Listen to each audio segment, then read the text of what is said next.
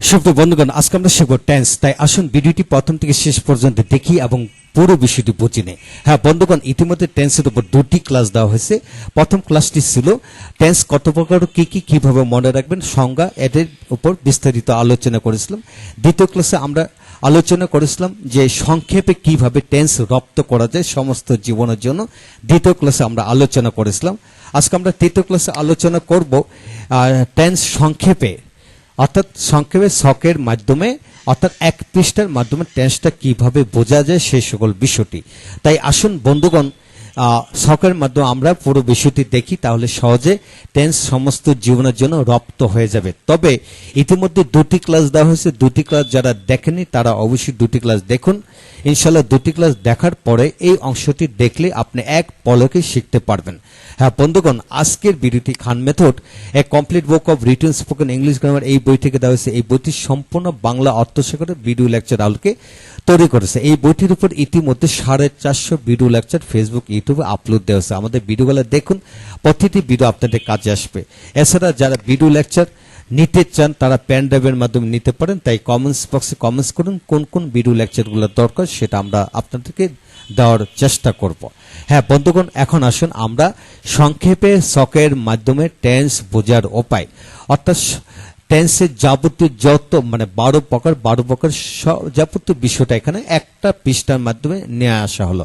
লক্ষ্য করেন, present indefinite tense বাক্যের শেষের শব্দের সাথে ই অ এ এন উচ্চারিত হলে কিংবা সলব ছাড়া বাকি 47টি অক্ষরযুক্ত বাক্যকে প্রেজেন্ট ইনডেফিনিট টেন্স বুঝিয়ে দেবেন। হ্যাঁ বন্ধুগণ, লক্ষ্য করেন বাংলা অক্ষর হলো 50টির ভিতরে আমরা ভাগাভাগ করে নিলাম। ভ দিয়ে ফিউচার 4 প্রকার বোঝে, স দিয়ে ল দিয়ে পাস্ট টেন্সের 4 প্রকারের মধ্যে ল যুক্ত থাকে, আর স যুক্ত থাকে প্রেজেন্ট কন্টিনিউয়াস, পারফেক্ট কন্টিনিউয়াস 3 প্রকারের মধ্যে।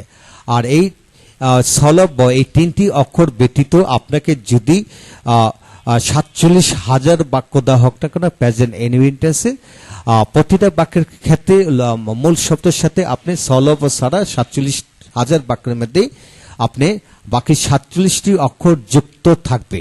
হ্যাঁ, আপনার নিজেকে বোঝানোর সিস্টেমটা হলো যে আপনি নিজেকে বোঝান যে স দিয়ে প্রেজেন্ট কন্টিনিউয়াস, পারফেক্ট কন্টিনিউয়াসে বাক্য হয়, ল দিয়ে পাস্ট টেন্স 4 প্রকারের বাক্য হয়, আর ব দিয়ে ফিউচার টেন্সের 4 প্রকারের বাক্য হয়। তার মানে সল ব দিয়ে টেন্সের 11 প্রকার বাক্য আমরা দেখতে পাই।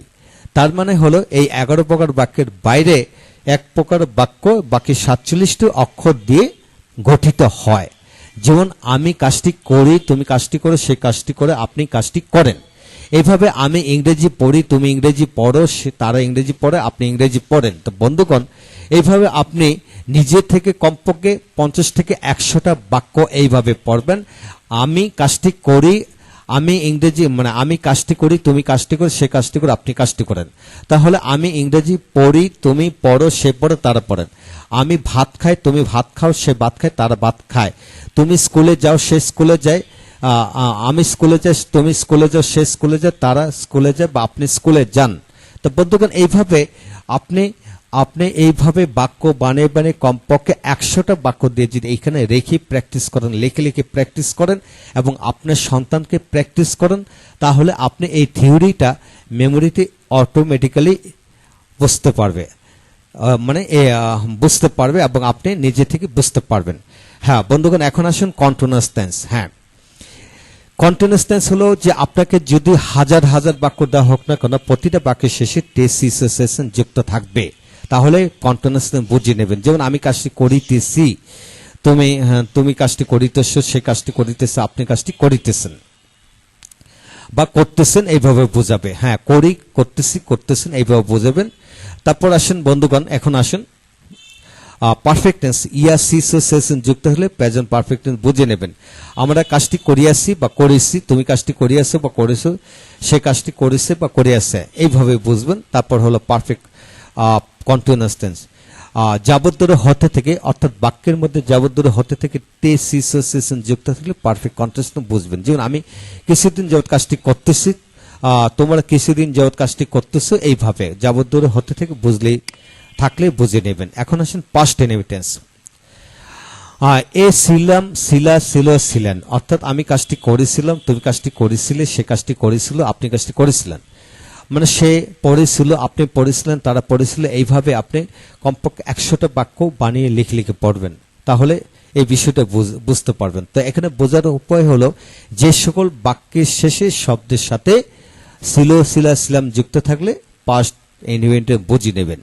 আর পাস্ট কন্টিনিউয়াস টেন্স হলো বাক্যের শেষে শব্দের সাথে তে, ছিলাম, ছিলা, ছিল, ছিলেন যুক্ত থাকলে পাস্ট কন্টিনিউয়াস টেন্স বুঝিয়ে নেবেন। আপনাকে যদি হাজার হাজার বাক্য দেওয়া হোক না কেন, এইগুলি থাকবে, এর বাইরে কিচ্ছু থাকবে না।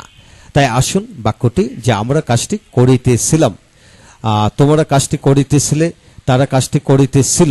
তো এইভাবে আপনি আপনি 100টা বাক্য বানিয়ে পড়ুন, ইনশাল্লাহ এগিয়ে যাবেন। তারপর আসেন perfect future past perfect tense. যেমন ইয়া, ছিলাম, ছিল, ছিলা, ছিলেন, অর্থাৎ বাক্যের শেষে শব্দের সাথে যদি ইয়া, ছিলাম, ছিল, ছিলা, ছিলেন থাকে তাহলে পাস্ট পারফেক্ট টেন্স বুঝিয়ে নেবেন। যেমন আমি কাজটি করিয়েছিলাম, তুমি কাজটি করিয়েছিলে, সে কাজটি করিয়েছিল, আপনি কাজটি করিয়েছিলেন, এইভাবে হবে। তারপর হচ্ছে পারফেক্ট কন্টিনিউয়াস টেন্স। যাবতীয় হতে থেকে তে, ছিলাম, ছিল, ছিলা যুক্ত হলে পাস্ট পারফেক্ট কন্টিনিউয়াস বুঝিয়ে নেবেন। লক্ষ্য করেন যে আমি কিছুদিন যাবৎ কাজটি করতেছিলাম, সে কিছুদিন যাবৎ কাজটি করতেছিল। হ্যাঁ বন্ধুগণ, আপনাকে যদি 1,00,000 বাক্য দেওয়া হোক না কেন, প্রতিটা বাক্যের মধ্যে যাবতীয় হতে থেকে এই 4টির একটি শব্দ থাকবে, তারপর বাকি অংশ থাকবে। মানে দ্যাট মিনস এগুলা থাকা মানে সময়যুক্ত শব্দ থাকলে আমরা পারফেক্ট কন্টিনিউয়াস বুঝিয়ে নেব। এখন আসেন ফিউচার ইনডিফিনিট টেন্স শিখব। ফিউচার ইনডিফিনিট টেন্স হলো বাক্যের শেষের শব্দের সাথে ভবে ভাবেন যুক্ত থাকলে ফিউচার ইনডিফিনিট টেন্স বুঝিয়ে নেবেন। আপনাকে লক্ষ লক্ষ বাক্য দেওয়া হোক না কেন, ফিউচার ইনডিফিনিট টেন্স প্রতিটা বাক্যের শেষে ব, বে, ভা, বেবেন থাকবে, এর বাইরে কিচ্ছু নেই। যেমন আমরা কাজটি করব বা করিব, তুমি বা তোমরা কাজটি করবে, তারা কাজটি করিবে বা করবে, আপনি কাজটি করবেন বা করিবেন, এরূপ বোঝাবে। এখন আসেন ফিউচার কন্টিনিউয়াস টেন্স। তে, থাকবা, থাকবো, থাকবে, থাকবেন থাকলে আমরা, অর্থাৎ বাক্যের মধ্যে বাক্যের শেষের শব্দের সাথে তে, থাকবো, থাকবা, থাকবে, থাকবেন বোঝালে ফিউচার কন্টিনিউয়াস বুঝিয়ে নেবেন। এখন আসেন আমি কাজটি করিতে থাকবো, তুমি কাজটি করিতে থাকবা, সে কাজটি করতে থাকবে, এরূপ বাক্যগুলোকে ফিউচার কন্টিনিউয়াস বুঝিয়ে দেবেন। আপনাকে হাজার হাজার বাক্য দেওয়া হোক না কেন, প্রতিটা বাক্যের শেষে এইগুলি থাকবে, এর বাইরে কিচ্ছু থাকবে না। এখন আসেন পারফেক্ট টেন্স। ইয়া, থাকবো, থাকবা, থাকবে, থাকবেন, অর্থাৎ বাক্যের শেষের শব্দের সাথে ইয়া, থাকবো, থাকবা, থাকবে যুক্ত থাকলে ফিউচার পারফেক্ট টেন্স বুঝে নেবেন। যেমন আমি কাজটি করে বা করিয়া থাকবো, আমি কাজটি করে থাকবো বা করিয়া থাকবো, তুমি কাজটি করে বা করিয়া থাকবা, এইরূপ বাক্যকে ফিউচার পারফেক্ট বুঝিয়ে নেবেন। এখন আসেন last one, future perfect continuous tense. কোন বাক্যের মধ্যে যাবতীয় হতে থেকে তে, থাকবো, থাকবা, থাকবেন থাকলে ফিউচার পারফেক্ট কন্টিনিউয়াস বুঝিয়ে নিব। হ্যাঁ বন্ধুগণ, আমরা কিছুদিন যাবৎ কাজটি করিতে থাকবো, তোমরা কিছুদিন ধরে কাজটি করিতে থাকবা, এরূপ বাক্য। হ্যাঁ বন্ধুগণ, আজকের এই ছোট্ট বিষয় থেকে আমরা কি শিখে নিলাম একটু ভালো করে লক্ষ্য করুন। এই ছোট বিষয়ের উপর আপনি লক্ষ লক্ষ বাংলা বাক্যের কে ভাগাভাগ করে আপনি শিখতে পারবেন। লক্ষ লক্ষ লক্ষ লক্ষ বলতে আমাদের বাংলা ভাষায় যত বাক্য লেখা আছে এবং যত বাক্য আমরা বাস্তব জীবনে কথাবার্তা বলতেছি, সকল বাক্যগুলোকে আপনি ভাগাভাগ করে দেখুন। এই ভাগাভাগ এদের মধ্যে আছে, এর বাইরে কিচ্ছু নেই। এটি সত্যি, এটি সত্য। আপনাকে এইভাবে শিখবেন। আপনাকে শুধু নিজেকে বোঝানোর অর্থ হলো যে 47টি অক্ষরযুক্ত বাক্যকে প্রেজেন্ট ইনডিফিনিট বুঝবো, আর তে সাথে স থাকলে কন্টিনিউয়াস, ইয়া থেকে স থাকলে পারফেক্ট, যাবতীয় হতে উল্লেখ সহ তে থাকলে পারফেক্ট কন্টিনিউয়াস। এইভাবে আপনি নিজেকে বোঝান, তাহলে আপনি সমস্ত জীবনের জন্য এগিয়ে যাবেন। ভালো থাকুন, সুস্থ থাকুন। পরবর্তী ভিডিওগুলো একে একে দেখুন। যাদের ভিডিও লেকচার দরকার আমাদের সাথে যোগাযোগ করতে পারেন। আপনারা কমেন্টস করে রাখুন কোন কোন ভিডিও লেকচার দেখতে চান। ইতিমধ্যে 450 ভিডিও লেকচার এই বই থেকে করা হয়েছে। যাদের বই দরকার তারা বইটি সংগ্রহ করতে পারেন। আর মনে রাখুন, আমাদের পাবলিকেশনে ইতিমধ্যে 100টির মতো বই আছে। যে কোন ধরনের বই আমাদের কাছে পাবেন ইনশাল্লাহ। ভালো থাকুন। Thank you very much.